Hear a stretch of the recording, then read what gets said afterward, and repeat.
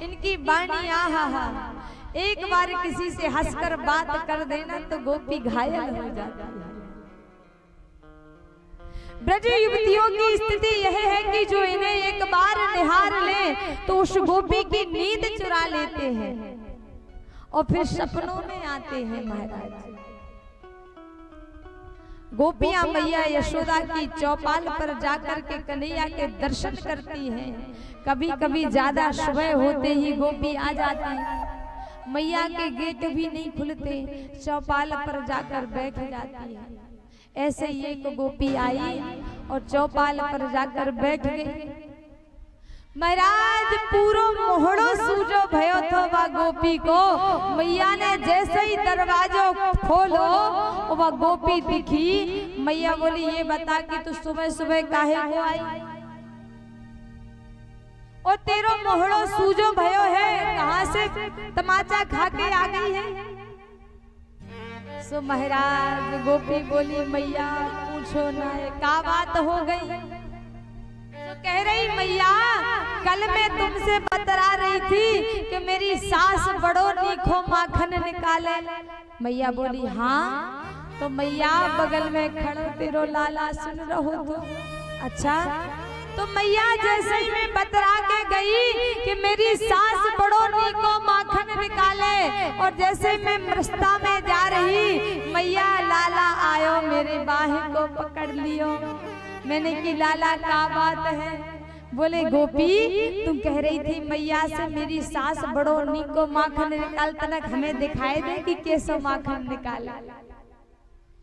गोपी बोली लाला कैसी हारी हारी बातें करे, तू को दिखा भी दूंगी, जितनो मन चाहे उतनो खिला भी दूंगी।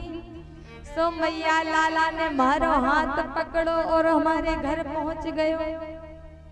मैया उखल में जाकर के लाला बैठ गयो। मैं काम करने लगी मैया, मेरी सास को बड़ो नथ थो मैया मैं पहने बैठी थी। सो लाला बोले गोपी मैं इतना बड़ो निशानची हूँ, इतना बड़ो निशानची। मैया मैंने कही कितना बड़ो। सो ये हाथ में फूल लियो मैया, इतने बड़ो निशान जो है मेरो कि अगर जो फूल में फेंक के मारूं तो तेरे नथ से पार कर दूं। अब मैया मैं भोरी भारी का जानो कि जो लाला का दिमाग लगा के बैठे। अरे मैया मैंने अपनो नथ पकड़ो और कही के लाला बता कैसे निकालेगो फूल। सो मैया जा हाथ में फूल लिए थे और पीछे दूसरे हाथ में इतना बड़ा लोढ़ा। मैया हाथ में लोढ़ा लिए तो अब मैया मैं का जानो के जो लाला का सोच के बैठो। मैया मैंने तो नथ पकड़ो और बाने फेंक के लोढ़ा मारो। सो मैया मैं तो अपनी गर्दन बचाए। सामने मेरी सास को दही को भरो, चपटा मटका भरो रखो तो मैया।